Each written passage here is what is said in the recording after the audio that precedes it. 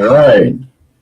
If you recognize that song, that's Rhea Ripley's entrance theme song. Hopefully everybody heard it. I don't know how this music, if everybody's listening or just, doesn't matter to me. So, I am back. It's been a couple weeks. I do apologize. Last week was a little rough. It was a long work week, and I just couldn't get moving and motivated.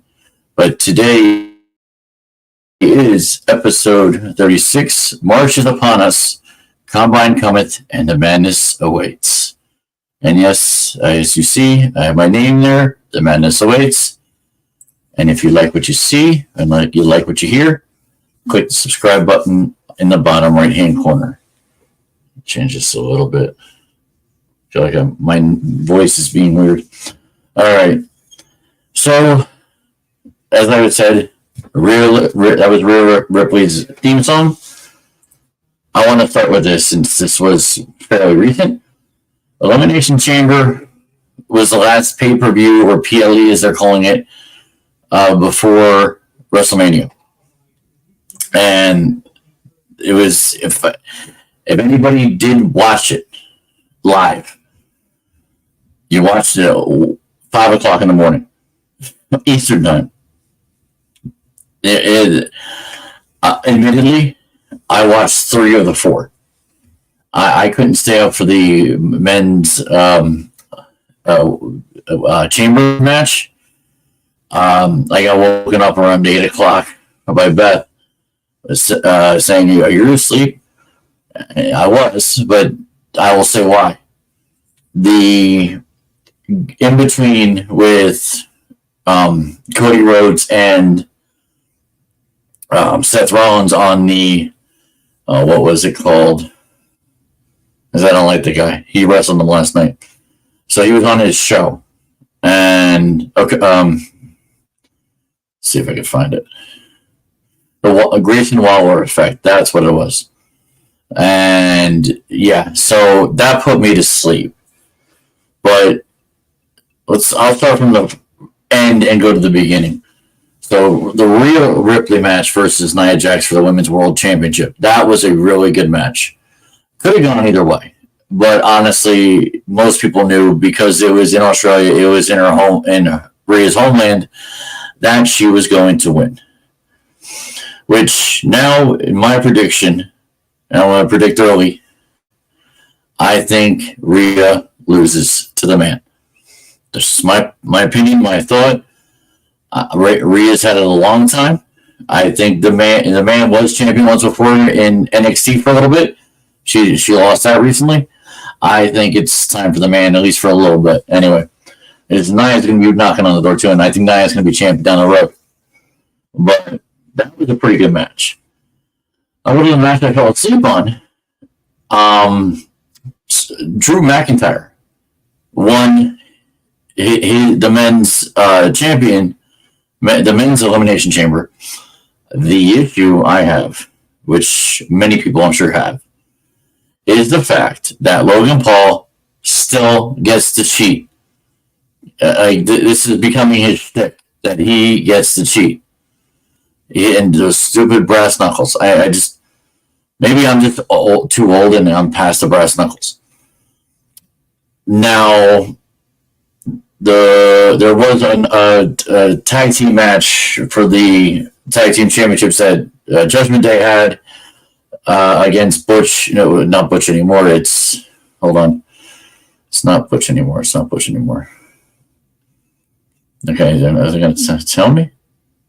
Oh, okay, here. Balor and Priest, Battle Dunn, and Bate in Epic title. I don't know if it was epic, honestly. It was good. It was a good match. But honestly, Finn Balor with Dunn and Bate, that was pretty even. Damian Priest, he's the heavyweight for a reason.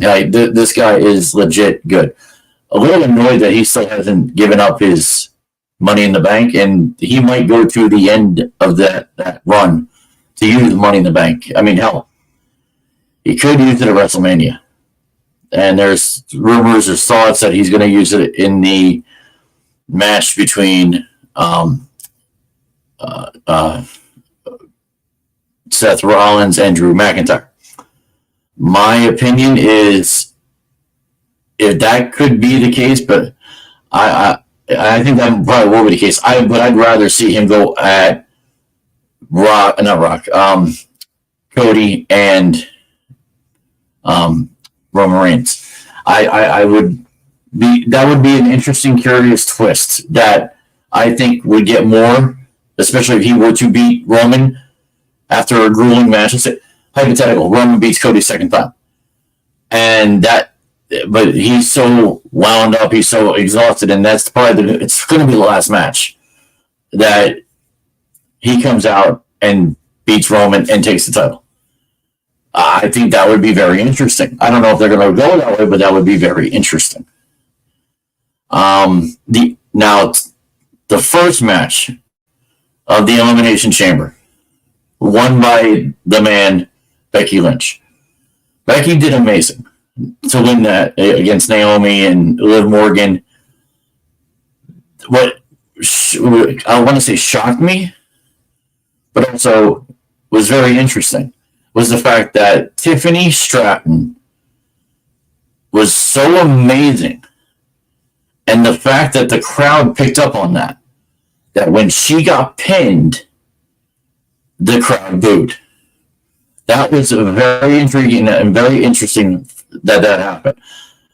So Tiffany Stratton definitely got a lot of eyes open, and I think that's going to be something that going down the road.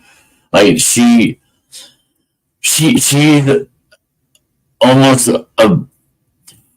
who's I'm looking for? She's Stacy Keibler with Lita wrestling skills, and the only thing that's going to beat her is a Nia Jax or Raquel Rodriguez, head to head. Everybody else is probably mano to mano or woman to woman, if you know what I mean. Like Becky Lynch, she could lose to Tiffany. Liv could lose to Tiffany. A lot of these women can go back and forth, winning and losing. Raquel Rodriguez and Nia Jax are two of the big, and I should actually put in Naomi in that. Naomi's just as much of a big girl.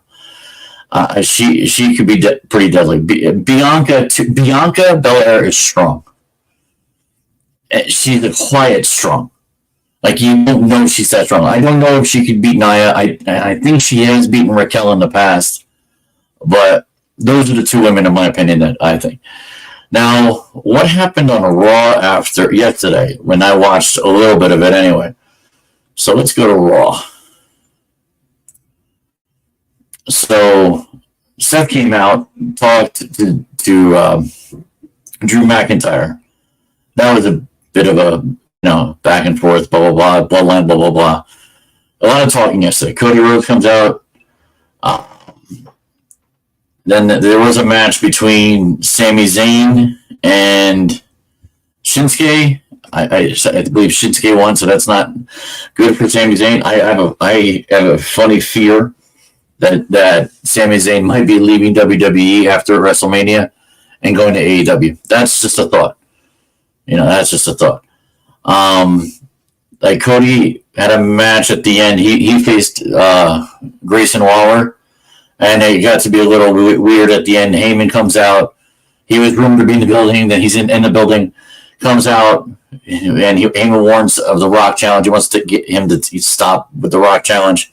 So for those people that don't know, Cody Rhodes has issued a challenge against the Rock to wrestle at some point before WrestleMania. Whether that happens on Friday, who knows? So, and then, like I said, that's the big thing on Friday. The Rock's going to be returning. Roman's going to be there. I wouldn't be surprised Cody's there. All right. Also, let me go to this. Did it show it on here? It did not. But they said it on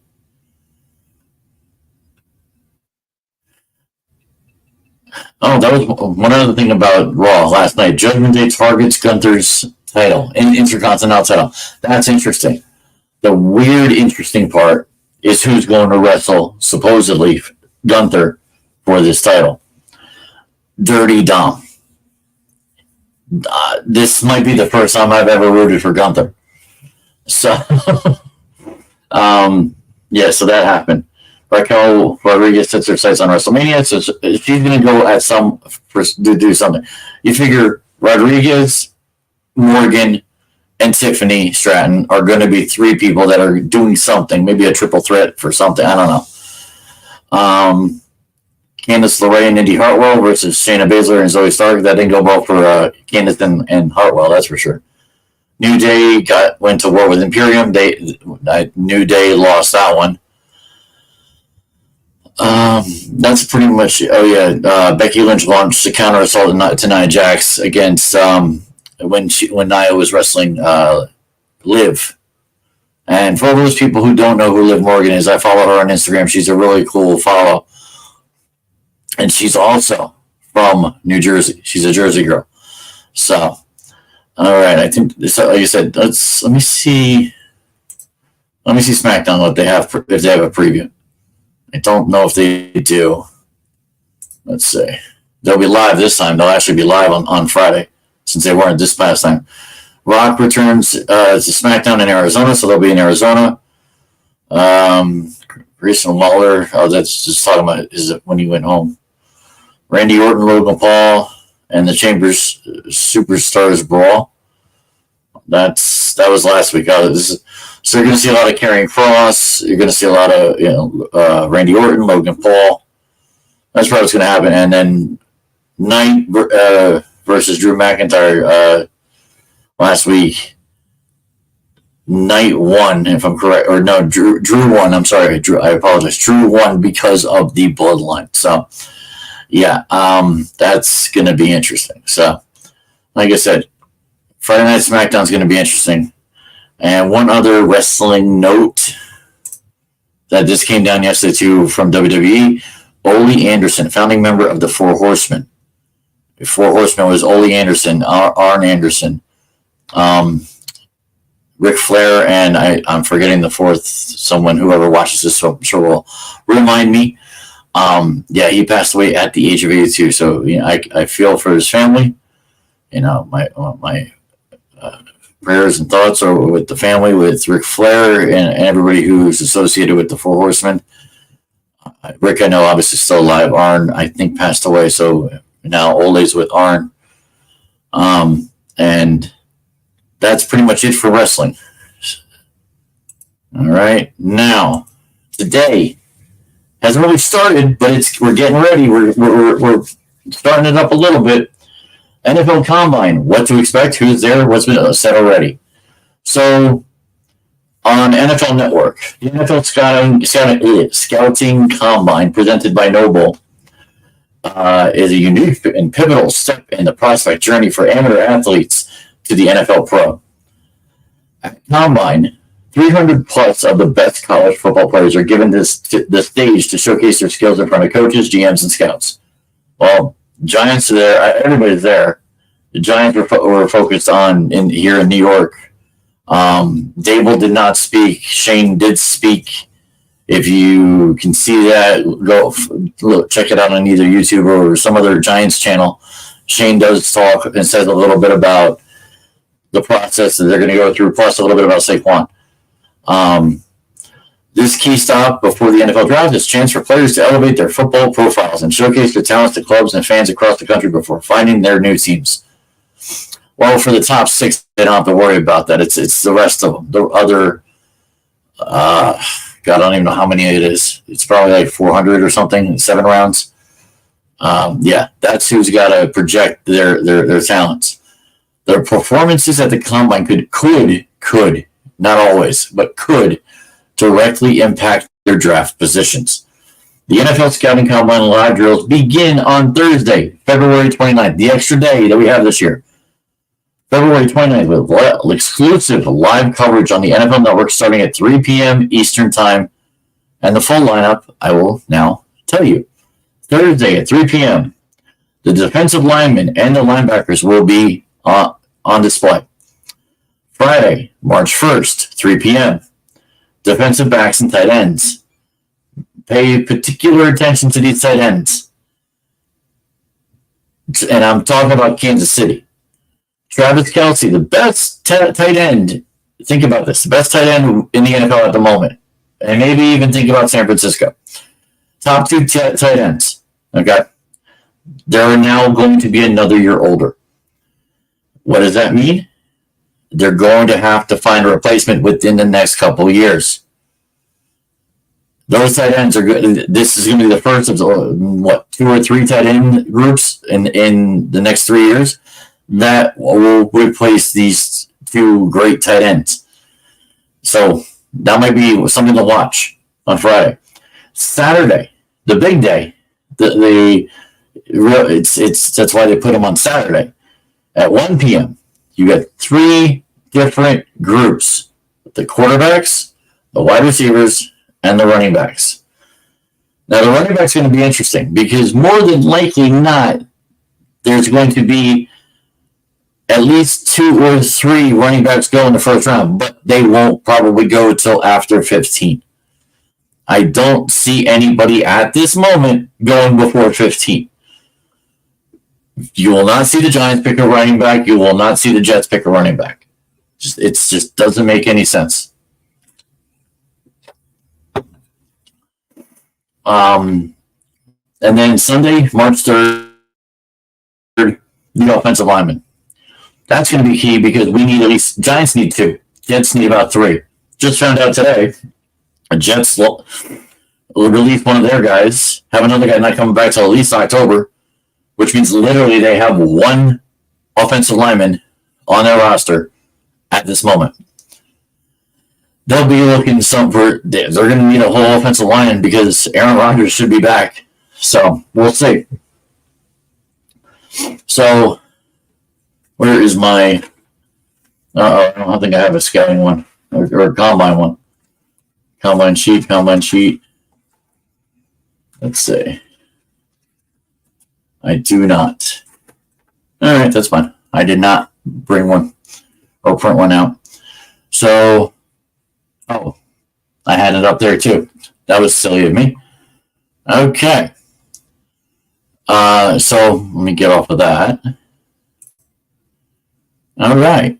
Next, ESPN reports, and this was yesterday actually. ESPN reports that Giants unlikely to put franchise tag on Saquon Barkley. Time to franchise an NFL player is March 11th. So that would be, let me see the date.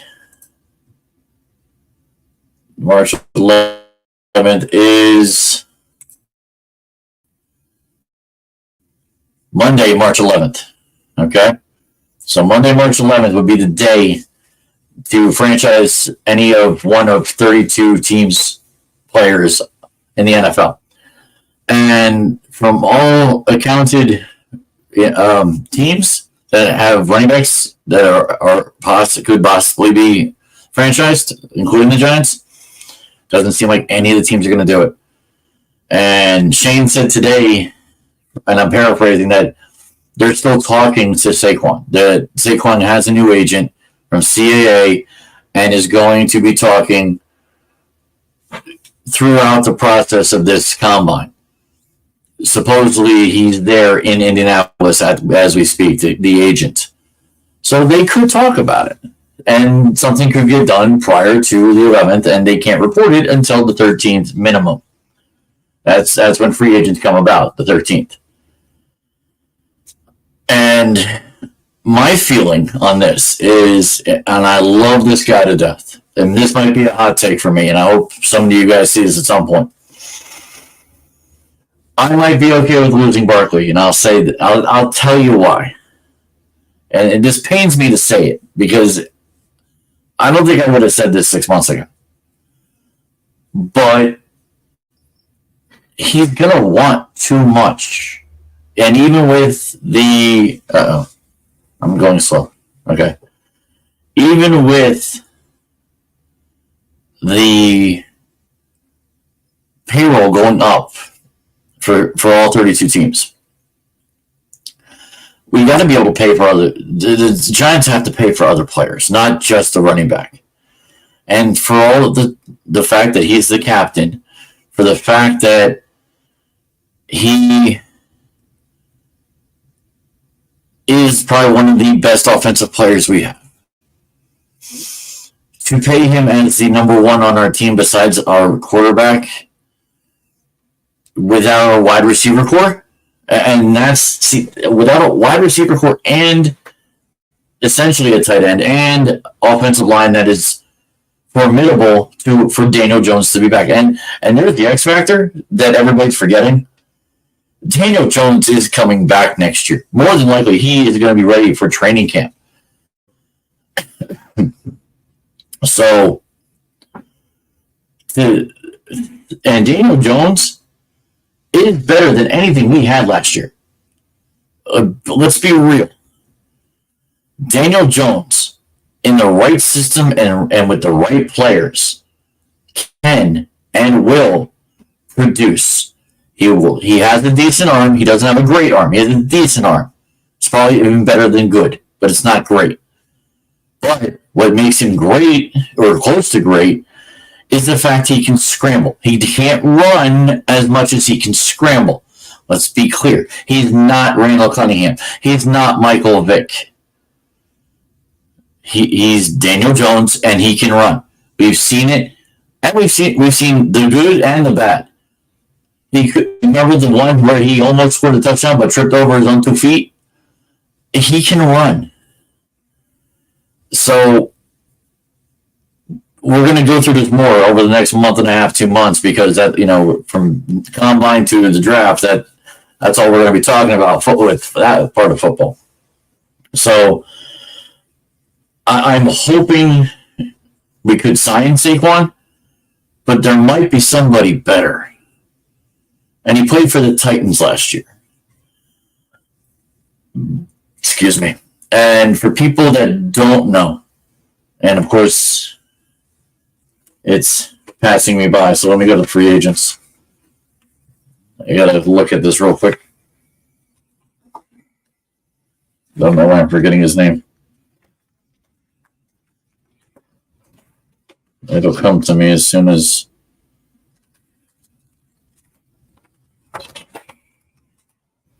Almost I wish I had somebody on so they could tell me who I'm talking about. See, Saquon Barkley, number 14, free agent, yeah.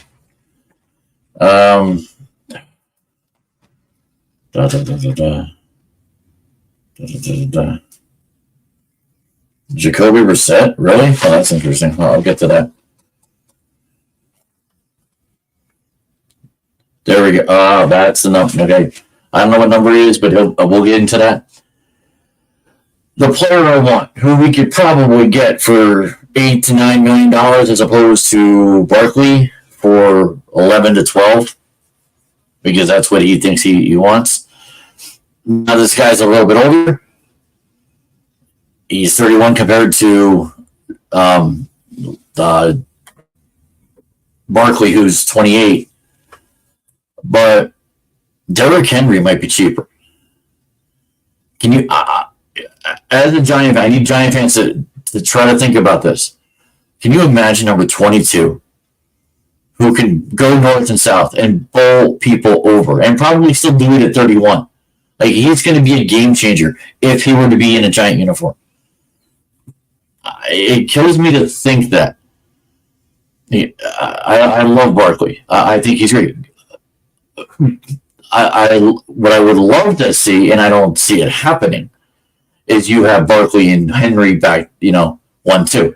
Frieda needs to go. I'm done with Frieda. But could you imagine Barkley first and second down? You got third down, Derrick Henry. I'd put Derrick Henry in at a 3rd and 10 because he could probably bust 10 yards at any point. But I would definitely do Derrick Henry at a 3rd and 3 or 3rd and 4. Because Derrick's going to get that theoretically, let's be real. If he's fresh at the 3rd down, as opposed to Barkley not being fresh at the 3rd down, give me Derrick Henry all day long. So that's that for now. Let's talk about these top 101 free agents listed by the NFL Network. The number one is Chris Jones, Kansas City Chiefs. I think he'll probably stay on the Chiefs, but it's saying it would cost him $32 million. So that's possible, but we'll see. Kirk Cousins, after his torn Achilles heel. Yeah, I think he's going to be a free agent, and he's going to go somewhere else. He's not going back to Minnesota. The edge rusher, Josh Allen. He's 27. He could probably make his own money somewhere. Let's see. I don't know those guys. Let's see. Mike Evans, 31-year-old wide receiver. Giants can pick him up. Evans is always open, ability to uncover, be an excellent number one. We could use a number one. Giants, Mr. Shane, if you're listening, Mike Evans would be a great wide receiver if you can't get a wide receiver first round. Michael Pittman, that's not a bad number one as well. Michael Pittman. Let's see, there's Saquon at number 14.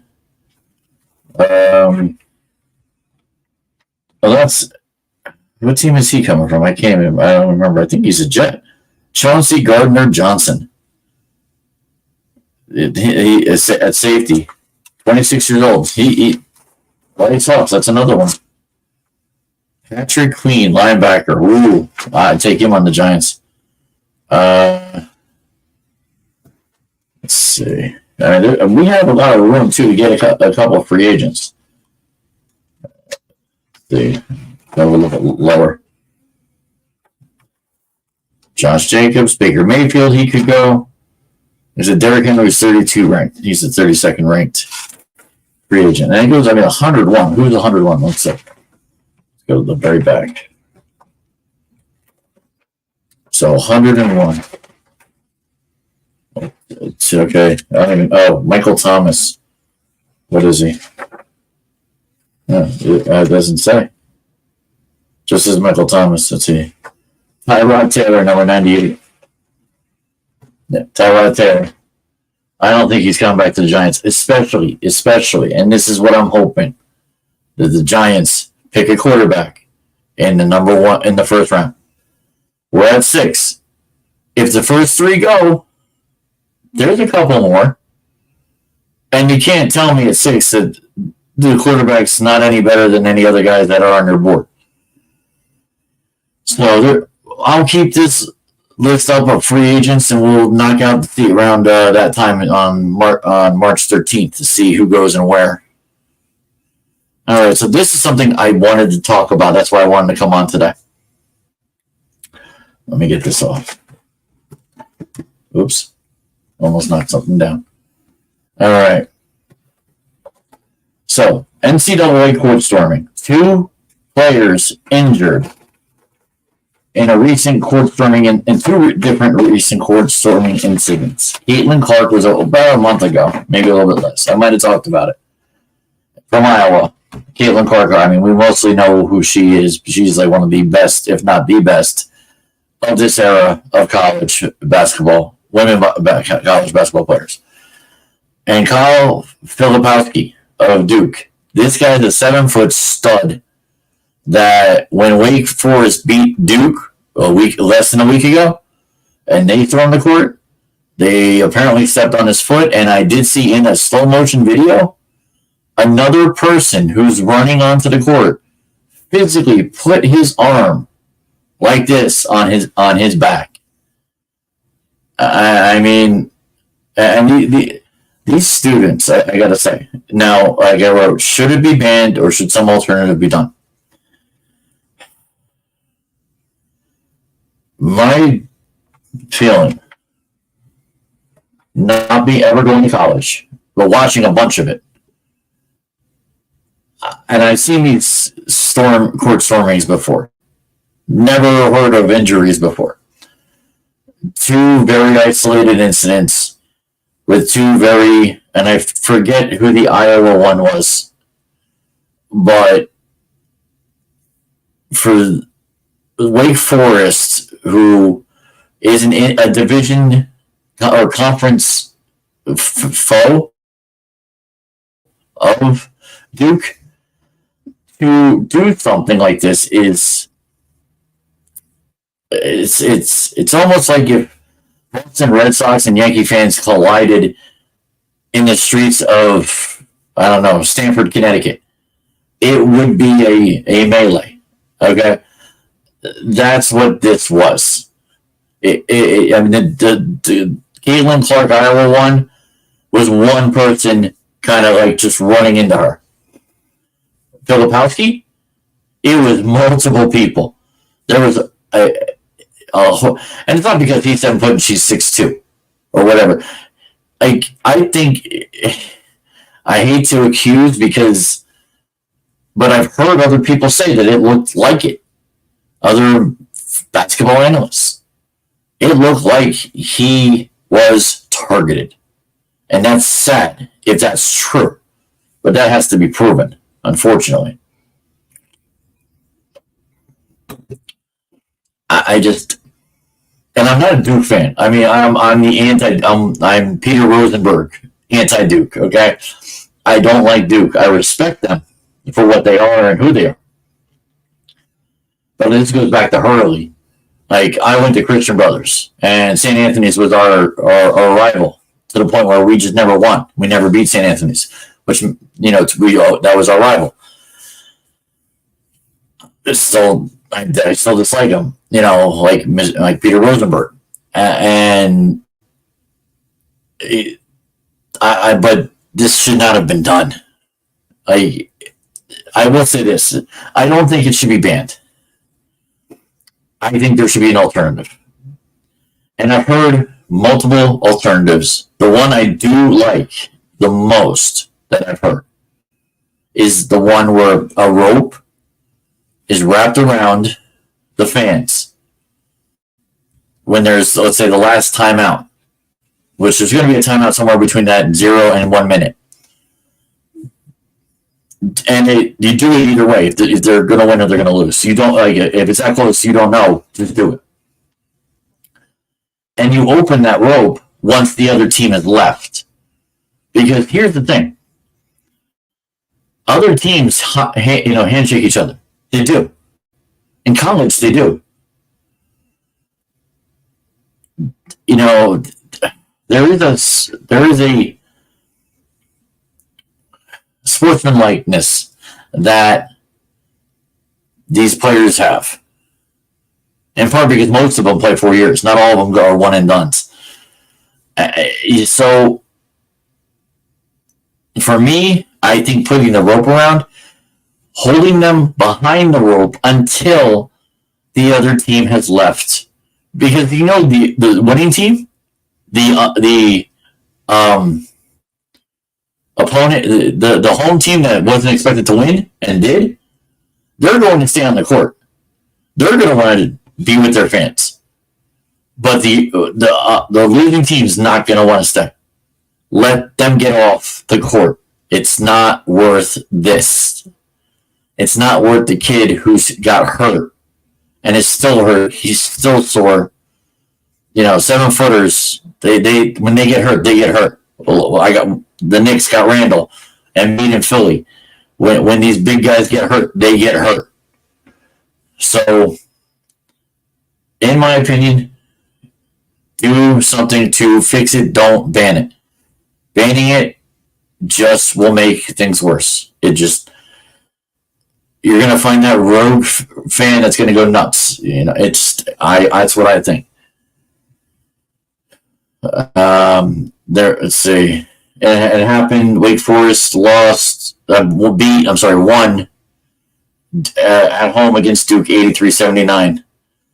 Filipowski actually did say this has got to change. This was after the game, so honestly, he had a little a little on top of that, if you know what I mean. Duke coach John Snyder called for court storming to be banned. I think that's too far, and I'll say that every day. How many times does a player have to get into something where they get punched and they get pushed and they get taunted right in their face? Taunting is taunting. They're men. If you can't take the taunt, then you shouldn't be on the court. And this is where I'll say this. It's a little off the beaten path and a little askew.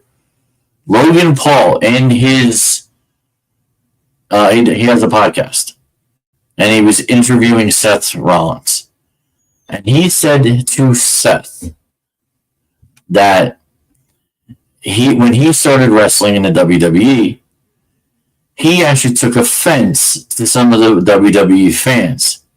It wasn't until he spoke to somebody, when he spoke to Bruce Pritchard, one of the big guys back in WWE, and Bruce said that you need to embrace it. They're fans of the baby faces. They're fans of the WWE. They're not going to be fans of the heel. If you're the heel and you embrace the heel, then just embrace it. Don't take it personal. Embrace it. And he should have said, look at Roman Reigns. Roman Reigns has been a heel for 3 years. He embraces the heel. Roman Reigns in real life probably isn't a bad guy. From all intents and purposes, we know he's a good guy. He's a good feeling man. It's been chronicled. But Roman Reigns knows how to play the bad guy. He knows how to play the heel. And Duke, when you go to Duke, you should know that more than likely you're the heel. You go to Duke to get an education. But when you're on the basketball team, there's more than just the education. And I'm sorry, Shayer is a little off. All right. You can get off college basketball for now. Talk a little baseball. Cody Bellinger re-signed with the Chicago Cubs. 3 years, $80 million. Nothing major, right? There's a Boras clause, but it's called an opt-out clause. In years 1 and 2, he can opt out. It's an insane thing that he gets paid. I do 75 divided by 3, it's 25, so it's a little over 26 and a half, almost 27 million a year. He can get his 27 mil for 1 year and opt out and probably go get 30 somewhere else. I mean, this is how strange this is with baseball. And this is really more why I'm having my child continue to play baseball and continue to follow baseball. This is the money train. 3 years, $80 million, and you can opt out in 1 and 2. That's insane. I mean, these opt-out clauses are getting insane. They really are. All right, so Cubs, they got their one guy, but do they have a team? Who knows? I don't know. Now there are other Boras. Hold on, let me get to it. I go to my notes. There are 4 other guys: Blake Snell, Jordan Montgomery, Matt Chapman, and J.D. Martinez. Now, Blake Snell, no, I don't want to do that. Blake Snell, last year, 14-9, 2.25 ERA. Jordan Montgomery, 3.20, 3.20 ERA, 180 and 2/3 innings pitched, and he won a World Series with the Texas Rangers. Matt Chapman, batted 240, 17 home runs. I don't know what he's waiting for. He's not going to get a big contract. Batting 240 with only 17 home runs, unless your OPS is like 800, I don't know what you're waiting for. And J.D. Martinez, now this guy is going to be a DH somewhere before the end of spring training. 271 average, 33 home runs, and he's a lefty. If the Yankees could fit him, I'd take him. Can't really fit him. We're pretty filled with left-handed guys who can play DH. So, honestly, it's. I would love, and I'm hearing rumors, and maybe everybody who follows the Yankees are hearing the same rumors. Blake Snell on the Yankees would be immense, would be rooted for, would basically fill the hole we need in our pitching staff. And if we got to pay, we got to pay. I know how, if he breaks it down, we'll pay. The Yankees haven't won the championship since 2009. They missed the playoffs last year. And other years that they were in the playoffs, didn't feel like it sometimes. When you can't hit, you can't hit. But if you get a Snell with a Cole, and then Cortez, Rodon, who, if he's right, comes back, and then Stroman, who can pitch, that five is as formidable as anybody in the major leagues, including the Dodgers. The Dodgers got a pretty decent pitching staff. But Blake Snell does that. Cashman needs to understand this. Al Steinberger needs to understand this. Lon Schultz needs to understand this. Everybody in that Yankee management has to understand this. Get Blake Snell in camp. If you got to pay him, I don't even know the number, honestly. I was going to go 4 years, $30 million per. You should be under Cole, but not too much because you are younger.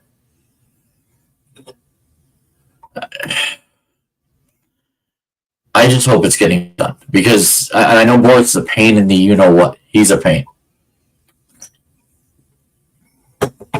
All right.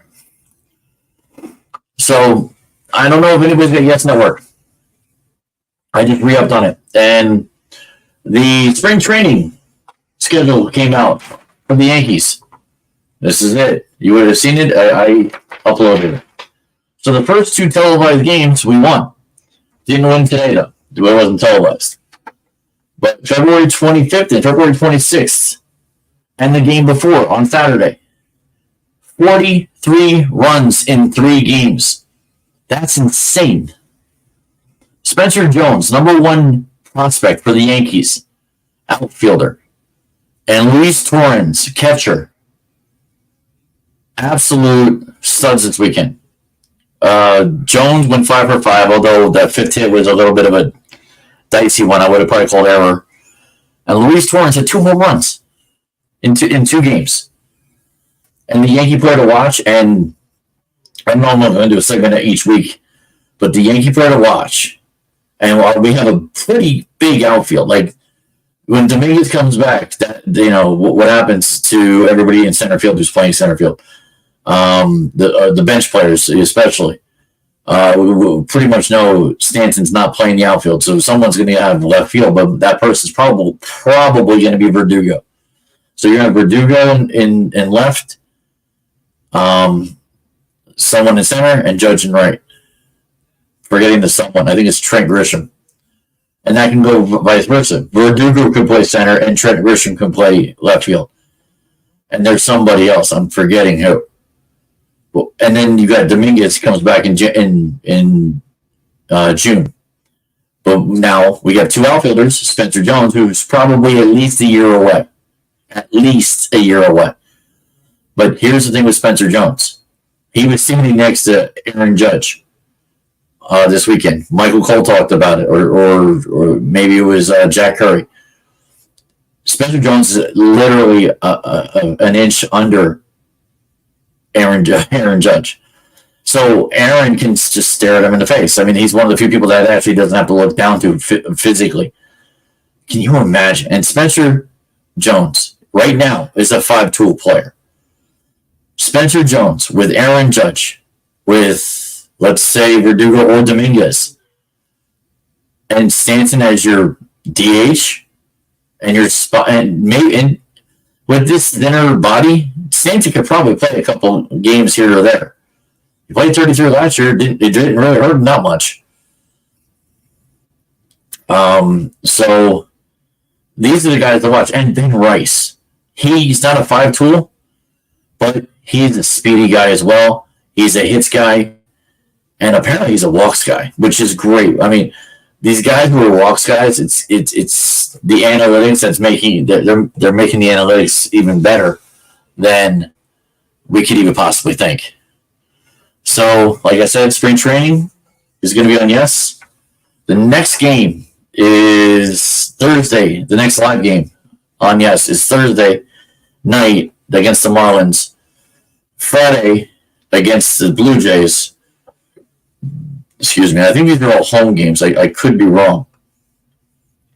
And then March 3rd, and then we're back. I'll let you know the rest in the next episode. But yeah, so this is a pretty decent team, guys. A very decent team. I'm excited. I truly am. All right, opening day games. Got a list of that. So there are 2 games being held. I don't know if I have it here. I don't have it here. Okay. There are not 2 games. I know it's 2 games. I think it's 2 games that are being played in Korea the week before March 28th. If I'm correct, and I look at the calendar, March 28th is the last Thursday of March. The 21st is the first games. LA Dodgers, I believe, is the Giants in Korea. I don't know what time it's going to be. If Australia's, when I watch the Perth thing, isn't that early in the morning, I think Korea is going to be the same thing. So that's then. But then, they're saying, okay, the opening day games that are on the 28th, let's see who the Giants play. I mean, the Giants, the Yankees play. Yankees are in Houston at 4:10 Eastern time. The Mets are home, the only 1 o'clock game at Citi Field against the Milwaukee Brewers. Let's see, any big. Okay, so conference or interdivision game, Atlanta at Philly, 3:05. Possible, and I mean possible because this other team was really good and they're all home.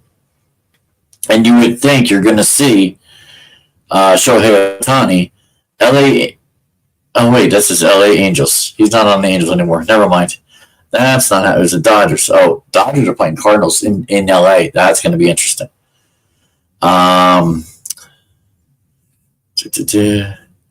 The World Series champion Texas Rangers will be home at 7:35 Eastern against the Chicago Cubs. Interesting. So we'll see Bellinger in that game. It's probably going to be an ESPN game. So it's important to note that every team will play a majority of their games on specific local regional sports networks. No, really? Didn't think that. While some other clashes will be nationally televised. Now remember this, people.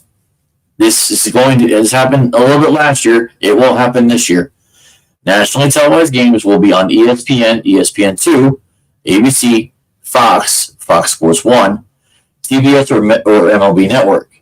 And a few will be streamed exclusively on Apple TV Plus and ESPN Plus. While there actually might be others shown, which is weird. This is new, and I don't think I'm going to get this, as I got enough of it already, as I did pick up ESPN Plus. Fubo TV, which is offering a free trial. Yeah, I'm not sure about that. Fubo, but yeah, so that's going to be interesting, honestly. And I truly can't wait for baseball to start. I'm jacked. I don't think I'm doing a baseball, fantasy baseball. It's hard, not just hard to run, but hard to keep up with. I've noticed that from the few years back when I did it. So we'll talk more about other stuff later. All right, real quick, they've been promoting it a lot on Fox and a lot on ABC.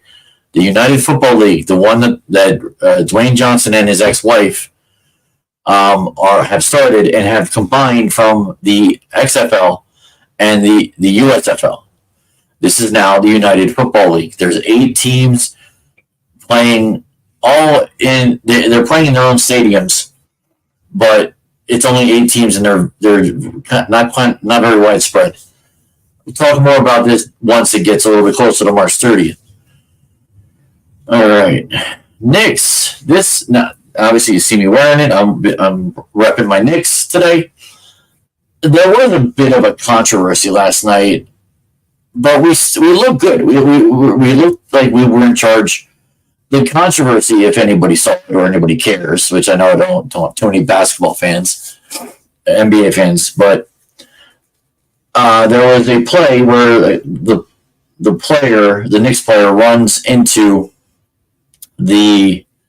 I want to say Jazz, but I don't think it might have been Hornets, whoever they were facing last night, and it should have been a loose ball foul. It was retrospectively said that it was a loose ball foul. But in the moment, they didn't call it. To say that's the first time that's happened, it's not. And I promise you, it's not the last. So for the coach of the other team to say this morning when I heard it, so like I said, I was half awake this morning just watching, Sports Center, and the Knicks are never first or second, and the fact that they were second, this is a big thing. The coach he had never seen anything like this year. This is the worst. And you know what? I'm sure you've had a couple where you gained something from a missed call than anything. So this tends to go back and forth. So I'm not too upset about that. We got to win on a missed call. We had some where we lost on a missed call. So this year, I remember. And I think we still look good, even with Randall on the sideline still being hurt. If he comes back with like 2 or 3 weeks to go before the season's over, we got a shot to maybe do something against other teams and Boston. Like, we can't beat Boston now. We need Randall. We absolutely need. Brunson cannot do this alone. I mean, he's got good players, right? Dante, I'll just call him Dante. Josh Hart. Yeah, Precious Achua. That guy, solid forward. Alec Burks, really good. Mitchell Robinson, and he's the center. He's the center but he can't do it himself. You got a tall forward where we just traded for in Bogdanovich. He's not bad. And Hartenstein, he's really the center. He does well, but he can't play more than 25 minutes. He's a big dude. And Mitchell, I almost hate to say he's not what he used to be. And I see Jericho Sims. Maybe we need to let this Jericho Sims take over for Mitchell sometimes, because Mitchell does tend to get tired pretty quickly. So I'd be interested in just Jericho Sims. Now, I see we have another guy he's a forward. He was in the dunk contest. I didn't realize he was even on our team until I saw it. Jacob Toppin, the brother of Obi Toppin, who we traded. So, I mean, he's a forward, but he's a pretty tall forward. So, I think we could do okay, honestly. I'm not too worried. All right, going to this weekend. So, besides watching wrestling, the PBA Indiana Classic was on. And besides the U.S. Open we had a couple weeks back, this is one of the best non-major events I've seen in a long time. The top 3, EJ Tackett, Marshall Kent, Kyle Troup. If I heard correctly, 22 titles between them. Might have been 32. And it was like 22. It was 22 majors. No, I can't be right. That's a lot of majors. Whatever the case. These were really, the top 3 are amazing bowlers. And probably, if not all 3, Hall of Fame bowlers at some point. Number 4, Benji Martinez from Mexico. And number 5, Zach Wilkins from, let me go to my notes, from Canada. Now, if I go to my notes, so Wilkins actually beat Martinez 259 to 225. Wilkins faced Troup, where Troup beat him 279 to 254. 279. I think he had 8 in a row, if I remember correctly, in that game. Troup then defeats Marshall Kent, 227 to 2. Hell of a game. 227 to 224, which means that game went to the 10th frame. And then the last game, where Troup defeats Tackett 228 to 213. That game did technically go to the last game too, but late earlier in the last frame, because I think he only needed 2, not 3 strikes. So, like, Troup's on a roll. If he's not number 1 right now, he's number 2, and he's number 2 too. EJ Tackett. Tackett and Troup are going back and forth. This is going to be fun watching, I got to say. And let's see who else gets involved. Does Belmo somehow come in? Are there others that, try to get in? I know one of Beth's, well, I can't say one of, probably the one that she dislikes the most. And it's because he's cocky. He's PDW cocky. Chris Prather, he's a very good bowler. Can he get his prowess back? There's a lot of good bowlers out there in the PBA, and that was a great back and forth final, 228, 230. Like I said, I was over the moon watching that bowling tournament. All right, a couple more things I got. Running on an hour now, just about. EA Sports is releasing a new NCAA football game. To anybody that watches, I'm not a gamer. I play sports. That's about it. The one game that gets me excited, and for multiple reasons. One, because it's a great game. Like it's a very interactive, different things you can do. Was the 2013 NCAA football game. There were so many things you could do with it. So many seasons you could play. It was almost infinitum. Like you couldn't go that far. That's how many there were. Now, because of the ability to put players on the game, NCAA can now put out a game with EA Sports. It's going to be called NCAA 25. I'll read you a little bit of it from the article I got. Tracking players' personalities on college football 25. Yesterday, so this was, when did this come out? Last Friday. Yesterday, college football players officially began opting into the EA Sports College Football 25, which is set to launch this summer. I'm saving my money for that. All 134 FBS programs, including soon-to-be FBS member Kennesaw State, will be included. 134 FBS teams. That's amazing. You only saw, I want to say it was about 80-something, 70-something. Every single team. Now, up to 85 players per school will appear in initial rosters. 85. Where's my phone? Here we go. Let's do math. Okay, so we got 134 times 85. 11,390 players. Different players. Okay, it's 11,000. So, up to 85 per school will appear on initial rosters. With those who don't opt in, so there could be players who don't opt in, which I know I would. I'd be curious as to why the ones that don't opt in. And they be represented by a generic player avatar. Okay? More than 5,000 players from 130 programs opted in yesterday. 5,000 players. That was per EA Sports' John Riesberg. To name just a few who put their post on social media, so more than likely on X or Instagram. I only know one. No, two. Make that two. I know two. So these are the select few that they put on. Jackson Dart, quarterback from Ole Miss. Donovan Edwards, running back from Michigan. I know this next one. Quinn Ewers, quarterback from Texas. This next one, I will be playing with. So I'll be playing with that college. Travis Hunter, cornerback / wide receiver. Remember, I talked about him in the past. He's going to be a stud.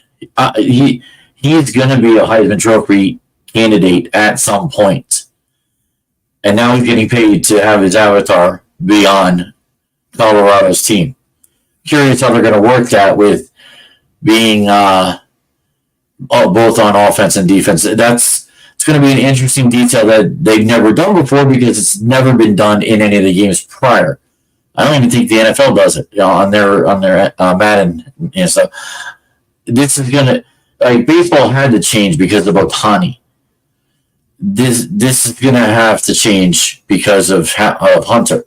So Travis Hunter, because he is that dual threat and pretty good at both. If he wasn't, his ratings are going to be in the 70s. If I think wide receivers could probably be like 80.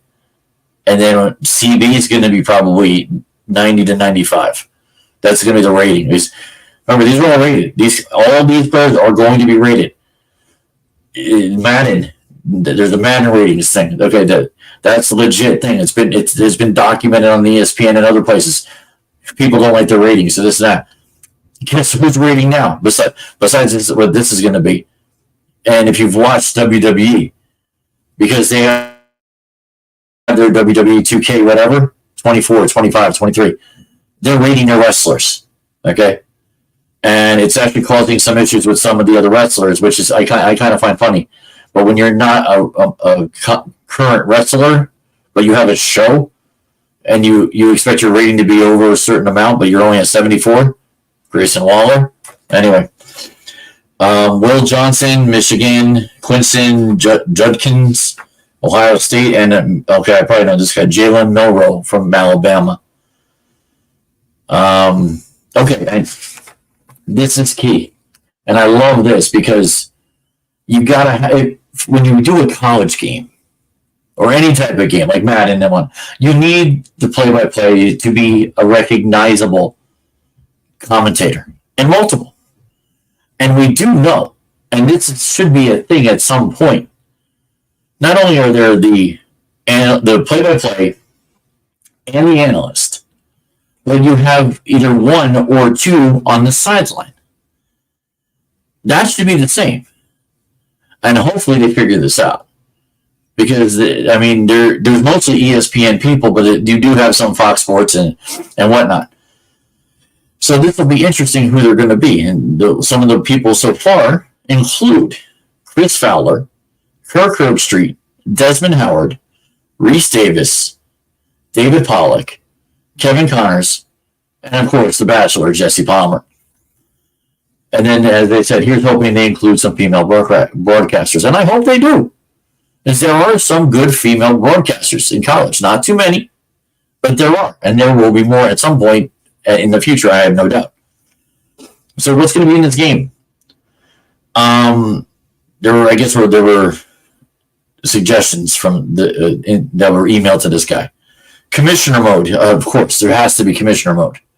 But with commissioner, I'm assuming it's the commissioner of the conference. So also regulation. I think it's regulation. Style conference realignment. I think because they're going to realign anyway, they might want to wait to do that, but who knows? Customized postseason. They had that in the last one. I'm not big on the customized unless it actually happens. And they're going to the 12 teams now, going to be next year. I think that could be interesting. Also, what will you do if the coaches leave and players start flocking the transfer portal? See, that's going to be the new thing more than anything else because there was no transfer portal back in 2013. There will be a transfer portal that they have to somehow put in here. They have to calculate it. It has to be figured out. Enhanced creative school. I'm not big on the creative school. You got 134. You want to add the second level, the third level. At some point, that I think that's more legit thing to do than adding a school randomly. Like Rutgers is going to be there. I think Monmouth is an FBS school. That would be pretty cool if Monmouth is in there. Like I don't think there's Sacred Heart from Connecticut. Who else is football that's lower on at least I'm thinking local anyway.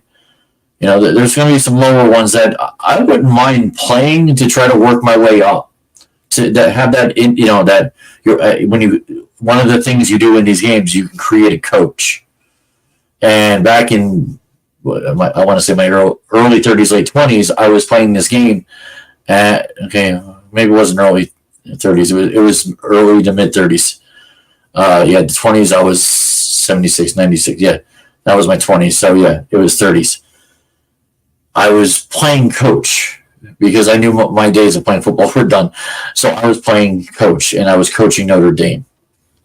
And that was what I would do. Enhanced FCS program. So one of the biggest gripes with the new game is that there won't be a feature for FCS. That will probably change down the road. Give it time. If you're a fan of this, and that's what you want, because there are FCS schools, give it time. It should happen at some point. And see, this is going to be interesting too. And I don't know if this is an actual thing or this is a game thing. The signing period for players. So there's going to be different things. I can't wait for it. I know that's a little long, and I apologize, but I'm so excited for this game. I really, really am. Right, two more things. So this has to be talked about. I'm thinking, right? We landed on the moon. This hasn't happened since 1972 or 3.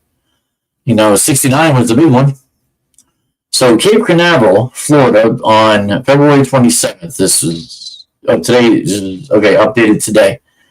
A moon lander that ended up on its side managed to beam back more pictures with hours remaining before it died. Intuitive Machines posted new photos of the moon's unexplored South Polar region on Tuesday. The company's lander, Odysseus, captured the shots last Thursday shortly before making the first U.S. touchdown on the moon in more than 50 years. Odysseus landed on its side, hampering communication and power generation. Once sunlight can no longer reach the lander's solar panels, operations will end. Intuitive Machines expects that to happen sometime between Tuesday afternoon and early Wednesday, so we're kind of there now. The mission, part of NASA's effort to boost the lunar economy, was supposed to last until at least Thursday, when lunar nighttime sets in. NASA has 6 experiments on board. So, Intuitive Machines is the first private business to land a spacecraft on the moon without crashing. Another U.S. company launched its own lunar lander last month, but a fuel leak doomed the mission, and the craft came crashing back to Earth. The Associated Press Health and Science Department received support from... Okay, I don't care. So I also printed this. Let me get out of this so it doesn't screw up my... Okay. So... Yeah, okay. It's just more pictures than anything else. But I think this is big. This is the future. We're getting to the point where this is going to be interesting. There was a lot, going to the moon. I can't wait, So, second to last, the 2024 Oscars is not this Sunday, but next Sunday, March 10th, on ABC. I'll give you a couple picks who I think. Actor in a leading role. I have no doubt it's Cillian Murphy, Oppenheimer. No doubt in my mind. Same with acting supporting role. I think it's Robert Downey Jr. I don't think Gosling. I don't think De Niro. Actress in a leading role. I really think it's going to go to Emma Stone. Poor things. I keep hearing good things about that. Although Lily Gladstone of Killers of the Flower Moon is a underdog that could win. Actress in a supporting role, if I'm correct, and I've heard a lot of, and I did see the movie. One of the two movies I did see of this. I think America Ferrera is going to win. This was a great role for her. I think she'll beat out Emily Blunt and the other three that are on there. Animated feature. I would love to see a Spider-Man Across the Spider-Verse, even though I haven't seen it yet. But I don't know these other ones. The Boy and the Heron, I think, was the one that won something else, so that could win. Let's see. Directing, I think it's going to go to Christopher Nolan for Oppenheimer, although Killers of the Flower Moon, Martin Scorsese could get it too. Documentary, I know nothing about. Film editing, international. Music, here we go. Something I know. Original score. Probably going to Oppenheimer again. Oppenheimer's winning a lot, honestly. I have a funny feeling.